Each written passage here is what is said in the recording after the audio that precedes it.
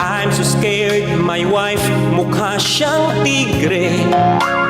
You don't have to cheat again. Kung ayaw mong matuluyan, nagtatanong ang misis ko, ba't di ma-open ang phone ko?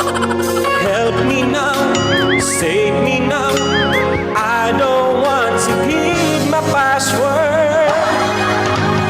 Bakit naka-change ang password mo? Para di mabuking yung I love you. Daming lusot at reason, kumanda ka basag yung cellphone. Bakit naka-change ang password mo? Sino ba yung nag-message ng I love you? May babae siguro.